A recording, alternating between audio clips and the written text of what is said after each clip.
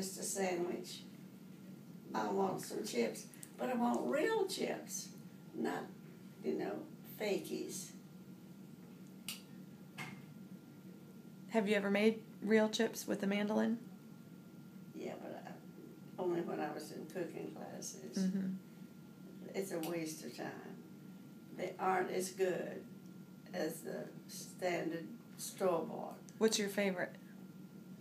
I don't have one. Lay's or any of them. Right.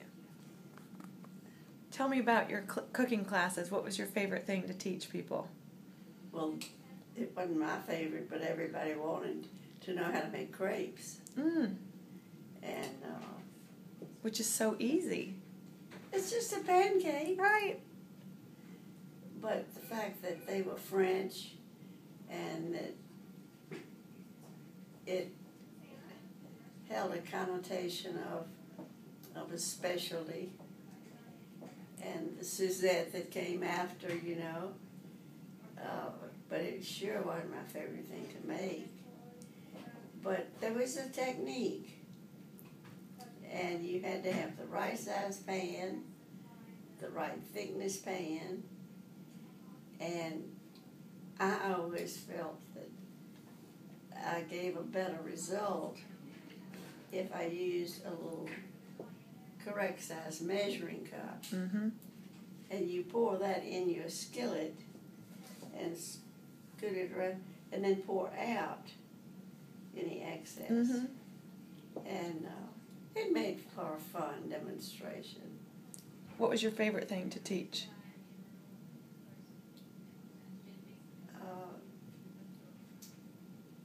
A breakfast, lunch, and dinner combination. And I always, when I did that, I had 4 classes. It would be breakfast, lunch, dinner, and a party, like a tea party, and that went over well. So what do you mean? You showed them how to do the whole menu? Mm-hmm. For breakfast, lunch, and dinner? So what would you cook for breakfast, lunch, and dinner? Oh, different things. So you were really teaching women how to cook? Absolutely. And one of my favorite statements was, if you like to cook, you'll be a good cook. And I do believe that's very definitely true.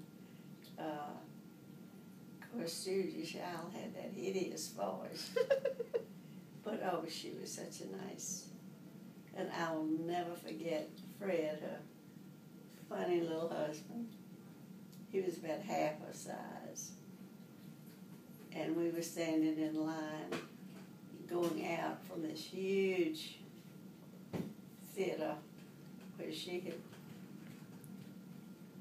been brought by Planned Parenthood. Mm. Was that in San Francisco? Uh-huh. Mm-hmm. And instead of being ushered out, she was just with the throng, with the rest of the people. And Fred, who was about half Doug's size and half her size, was standing next to her, and Doug was standing next to me. She was just in front of me.